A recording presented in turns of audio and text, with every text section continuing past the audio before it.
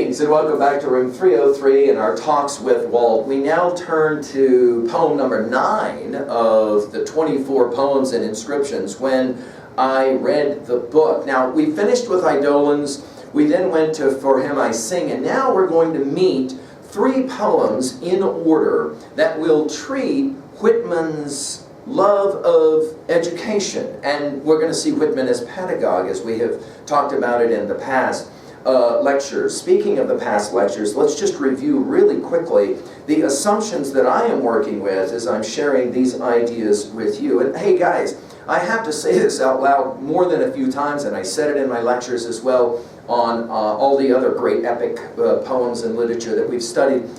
I'm working only at the epidermal level, and I apologize for that to the scholars, and yet I'll do the best I can to help you find your way through the ideas of these poems. But there are some assumptions here that I hope are happening. The first is, of course, learnstrong.net. Down that left-hand side, find that folder that says Talks with Walt. That's what we are calling these ideas that we are sharing. The previous lectures, because we really are the stories that we tell and retell. We are the stories that we will decide to accept or reject. And we're going to hear a lot about that, accepting and rejecting, in the next 3 poems. This one now, when I read the book, and then to follow Beginning My Studies and Beginners. We'll talk more about those other 2 in a while. Likewise, our assumptions are that our learning theory is something we're trying to practice. We're asking, can I connect or relate new information to old information in meaningful ways? That is to say, the new N-E-W is the new, K-N-E-W. Everything is building the present on the past, as we heard in a previous lecture. Our annotative approach, of course, is always asking questions about the text. Level 1, what does the text say? Level 2, what does the text mean? 2A, themes, messages. 2B, rhetoric. And then finally, how can I relate at level 3? How can I relate to this information at 3A? Obviously, we want to talk about the prior texts that we've been studying in Leaves of Grass. I mean, think about it this way.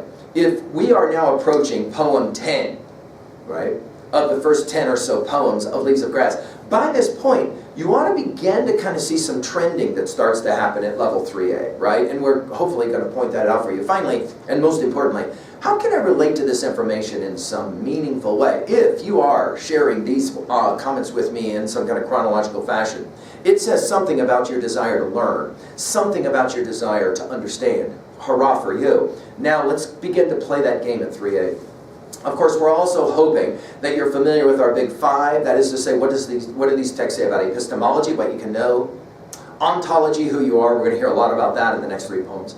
Psychology and sociology, the study of the individual mind, the collective mind, and then finally the question of theodicy. What are you going to do with the evil and pain and suffering of the world? Oh, it doesn't go away. You got to deal with it in some way. And like they've been teaching you from the moment that you were swinging at that park and didn't want to go to the van, you ain't met no 200-year-old people. And the only difference between you and a fly is you know about fly swatter. So you're going to have to figure that one out. You got to leave the park. You don't get to swing there forever. That's the Scrooge story, as we've said in many lectures before. Scrooge has to go bye-bye. When he sees his name on that tombstone, he is none too pleased. What are you going to do with that fact, the pain of the last section of Beowulf? He has to meet that dragon. What are you going to do with that? That's the question of Leaves of Grass. Whitman will challenge us. Don't ask why it happens to you when bad things happen, but rather why it happens for you. Pain, suffering, propaedeutic. That is to say, instructional. We'll have to ask about how that one works with the poems that we're working with now. Finally, the 5 perspectives on Whitman, the 5 Ps as a mnemonic to help you remember it. Whitman as person, we're going to see a lot about that one in this one, because Whitman was concerned about how people would think of him after he was gone. Does he give too much information? Not enough information? The question of the biography and the autobiography is always going to be important. Any time you pick up Whitman and start reading him, there's going to be debates about who he was as a person. Because so little, I mean really, we know so little about him in this regards. He's kind of like Shakespeare. He's kind of very enigmatic in that regards. We obviously are concerned with Whitman as poet, as pedagogue, instructor. I said these 3 poems we're about to study now all have to do with education. I'm a believer that Whitman started as a teacher and never left that first love. His view of journalism was this. His temperance novels that he wrote early on were about instruction and education, and I think all the way through his life, he believed he was the great teacher. And when we get to passage 46, 47 of Song of Myself, we're going to see that in its probably most pristine idea with the Destroy the Teacher passage. Whitman as politician, his love of democracy, of course, is central. And finally, Whitman as philosopher, from Eidolons on. You can't look past that one, right? Because it's such a powerful, powerful way to think about how we read Whitman. Now let's get a little bit of background information here. The first appearance of this poem that we're going to be looking at when I read the book is in 1867. The final revision is 1871. Whitman was clearly worried to some degree about the ways in which he was going to be remembered. Now I'm giving some information for you. The first and maybe the more powerful version of this poem appeared in Leaves of Grass in 1867, as we said. It was limited to 5 lines, and the first 4 were as they are now, as we're going to read them. The 5th, completing the parentheses, read, "As if you, O cunning soul, did not keep your secret well!" Exclamation point. Now, that's an interesting idea. Let's talk very quickly about Whitman and biographers. Now, there is no way that I can say enough about how influenced I've been by the great biographers of Whitman. It is an industry, art, of course, but there are some who have taken it to Everest levels. And here I'm thinking of Jerome Loving's biography, David Reynolds' biography, Justin Kaplan's biography, all very influential, especially in my talking with you. I'm as well wanting to say that Paul Zwig's biography, The Making of a Poet, Walt Whitman, The Making of a Poet, has been incredibly influential as well. I'll just share with you a couple of ideas from this biography as we begin. Think about this. Walt Whitman said this, quote, this, by the way, is just a few years before he died. This is the warning Whitman wrote. Quote, "No one will get at my verses who insists upon viewing them as a literary performance, or attempt at such performance, or as aiming mainly toward art or asceticism." Right? Whitman will have biographers like Murray Buck's Cosmic Consciousness fame. He will place Whitman, Buck will, along with Jesus and the Buddha as being one of the most significant thinkers in the history and people in the world. Well, we're going to now have to talk about Whitman's biography. And it's fascinating the way Whitman brings it up. He says it this way, when I read the book. When I read the book, the biography, famous, "Is this then," said I, "what the author calls a man's life? And so will someone, when I am dead and gone, write my life? As if any man really knew aught of my life. Why, even I myself often think know little or nothing of my real life. Only a few hints, a few diffused, faint clues and indirections I seek for my own use to trace out here." Now right away, notice that the last 4 lines are contained within parenthetics. So let's start at 2b really quickly and notice this is an interesting rhetorical question poem. Now Whitman, following his study of Socrates, loves these kinds of rhetorical questions. And notice it begins with a question. What is a life? I would start there for my notes. What is a life? And how can you write about it? Now, we're not exactly sure when Whitman was writing this, which biography that was famous he was reading. He read a lot, self-taught, as we have said. It's almost miraculous that he could write the stuff he wrote because he was so poorly educated, will be the term that we'll have to use in terms of formal education. But he's self-taught, and he reads a lot, and he reads biographies a lot. And as we've said many, many times in 303, I mean, one of the most important things you can do is to read biographies. And, of course, autobiographies, right? We think of Frederick Douglass as a classic example, or Booker T. Washington's Up From Slavery as a classic example, right? Or, of course, Thoreau's Walden as a classic example.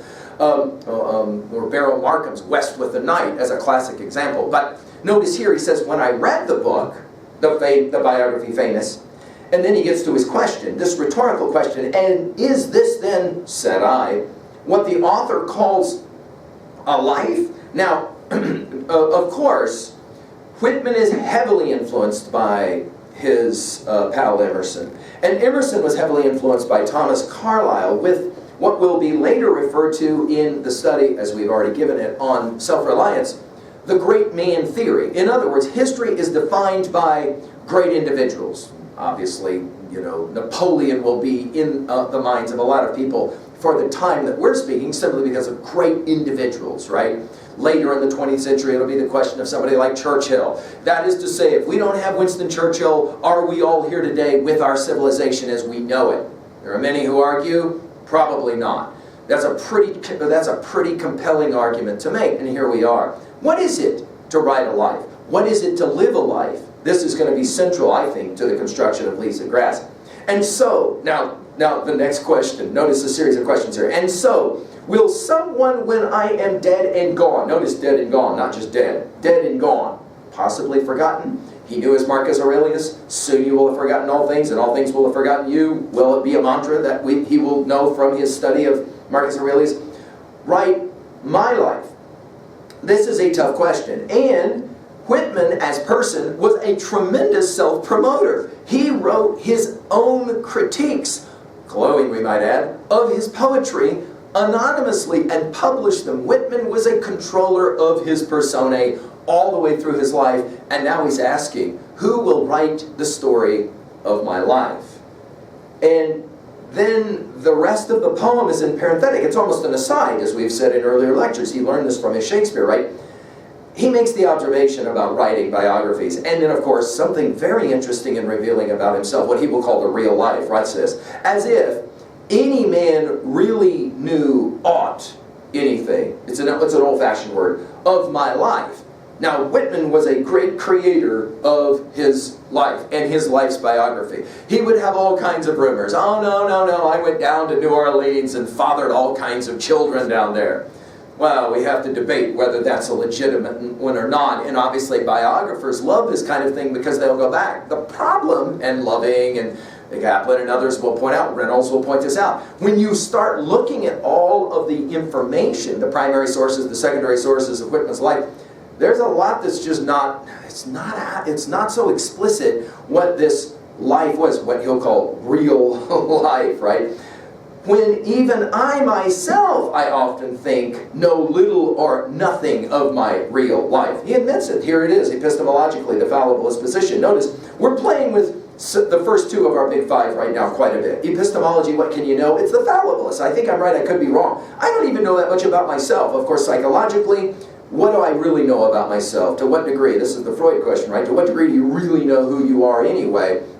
When even I myself, I often think, know little or nothing of my real life, only a few hints. I mean, just run down hints and guesses is a great little line and see where that one takes you, right? Hints and guesses, hints, a few diffused, notice the word few, faint, and then he has the arcane spelling of clues, and indirections. To me, that's one of the key words of the entire life of Whitman. He wanted to construct indirections. He wanted you to not know everything so that you would want to know everything. Whitman is very enigmatic in this way. He is an enigma. He says, I seek, we're always about learning in the next three poems, education. I seek for my own use to trace out here. Now, this is powerful stuff. I mean, it's Whitman telling us what really is going on in Leaves of Grass, and he gives the answer. I don't know who I am. So I'm going to figure that out, and I'm going to do that through the writing and the publishing of these poems, the editing, the re-editing of these poems over and over and over again. Now, while he denied it throughout most of his adult life, T.S. Eliot, very influenced by a poem like this, because Eliot plays the exact same game, right? Of course, if you'll think about it, many great artists will play the same game. They don't want to necessarily let you know everything about who they are. Part of the reason is they don't know themselves.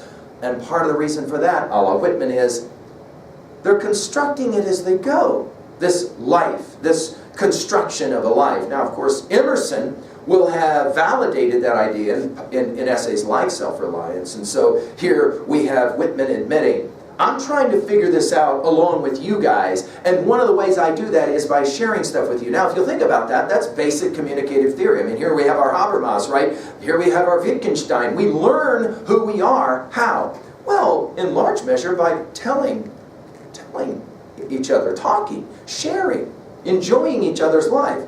Think about how Marlowe is really telling the story of his quest for Kurtz. but he's really telling the story about his quest for himself in Conrad's Heart of Darkness. It's quite genius. All right, let's finish. At 2a, another possible message here is, it is really impossible to capture a life in words. It's only just scratching at the surface, the epidermis, as we say. At 2b, notice the use of the parenthetic, the aside, very much like what he learned from Shakespeare, as we've said. At 3a, I've mentioned Emerson's self-reliance and a whole other host of ideas. The great man theory, I'd go back and look at that lecture again, especially the influence that Carlyle had on Emerson, how to read history this way, along with obviously Hegel's reading of history as the dialectic, that tension between thesis and antithesis, with synthesis always producing the new thesis, right? Finally, how are you going to relate to this kind of information? It's an interesting question. Do you think anyone will ever write or try to write your life story? And if they were to write it, what would you hope that they would leave out, and what would you hope that they would put in? Another way we've asked this question is, if you passed away tonight, let's not get morbid, but if you did, what would they say about you in the days to come? They, the people who remain, those who are close to you, those who are around you, what would they say about you? And to what degree are you conscious in your life of trying to construct that? In other words, if you want people to say you are a kind and gentle person, it probably makes sense to try to be a kind and gentle person. To go back to Wordsworth's Tintern Abbey, little nameless, unremembered acts of kindness and love is how you will be remembered. How about this one? Do you believe, another question, that history is really about the great women and the great men, the leaders, the dynamic? And how do you define great? Because there is that story of that woman who refuses to get up from her chair and changes forever the history of the world in Rosa Parks. You're going to call her a great hero? I do. We do in 303. But great how? Well, obviously that's called personality, character, right? Courage, we might say. Who for you are the greats? Who are for you the ones that, as you think about it now, you go, these are great people, but I know very, very little about their life. I should probably sit down and read a biography or two, which is why, again, we mention biographies often in 303. Biographies like, for example, Booker T. Washington's Up From Slavery. What an amazing read. It's worth its weight in gold, no question about it. And all of the other biographies that we love to think about and to read. What can we learn from those biographies? But of course, we're a bit skeptical about everything that we will read, too. How much of it is legit? How much of it is true, these biographies? And of course, this is always what brings us back to Whitman and to Leaves of Grass. Can we learn a little bit more about him? I hope that you'll return for more conversations with Walt. Thank you.